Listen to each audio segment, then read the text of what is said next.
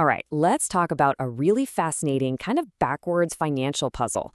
One of those times where all the news is good, the signals are pointing up, but the market, well, it does the exact opposite of what you'd think. We're calling this one Bitcoin's rate cut paradox. So here's the big question we're going to dig into. How can what is supposed to be good, solid economic news actually lead to a bad result for an asset like Bitcoin? I mean, it doesn't really make sense on the surface, right? But as you're about to see, there's a really powerful idea at work here. And here it is, laid out plain and simple. On one side, you've got the Federal Reserve cutting interest rates. That's a move that's supposed to get the economy humming. On the other side, Bitcoin's price goes down. And that's weird because this is the kind of news that crypto should absolutely love. So, what gives?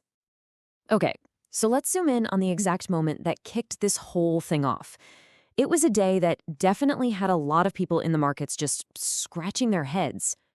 The headline event was this. The Federal Reserve announced a 25 basis point interest rate cut. Now, that's just some finance speak for a quarter of a percentage point cut. A small move, but a really important one that everyone was watching for. And this, right here, is where we get to the core of this whole paradox. Let's break down exactly why this announcement should have sent Bitcoin's price flying. See, normally, a rate cut is like pouring gasoline on an economic fire. It makes it cheaper for everyone, businesses, people, to borrow money, which gets the economy moving. And here's the key part for us. When safer investments, like bonds, don't pay out as much, investors start looking for better returns, and they often turn to riskier but potentially higher reward assets, like crypto. This should have been a huge green flag for Bitcoin. But that is not what happened, not even close. On a market chart, a red candle just means the price ended lower than it started. And that day, instead of a big green candle shooting up, Bitcoin printed a big red one. The quote-unquote good news somehow led to a sell-off. This is where it gets confusing.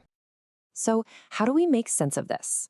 Well, the answer isn't really in the news itself. It's in a theory about how markets work, how they seem to have this crystal ball almost. And that crystal ball has a name, the Efficient Market Hypothesis, or EMH for short.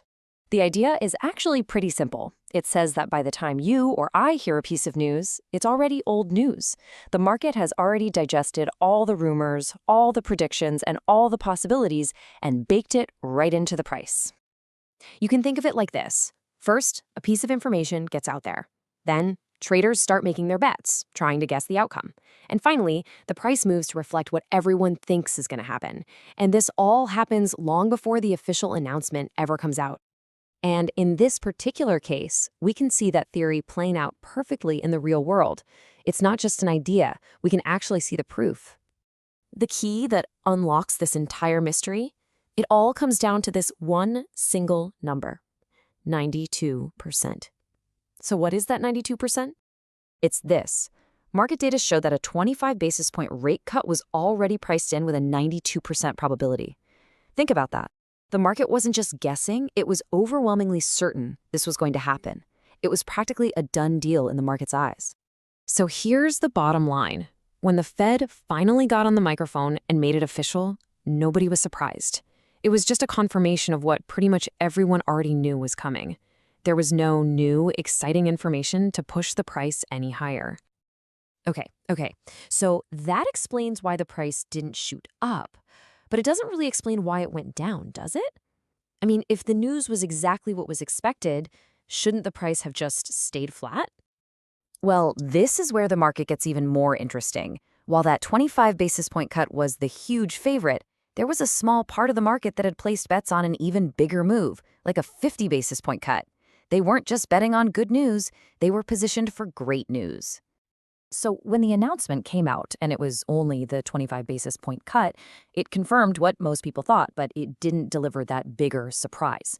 For anyone who had bought in, hoping for that bigger move, this was the signal to sell and take their profits off the table. It's that classic saying you always hear in the markets, buy the rumor, sell the news.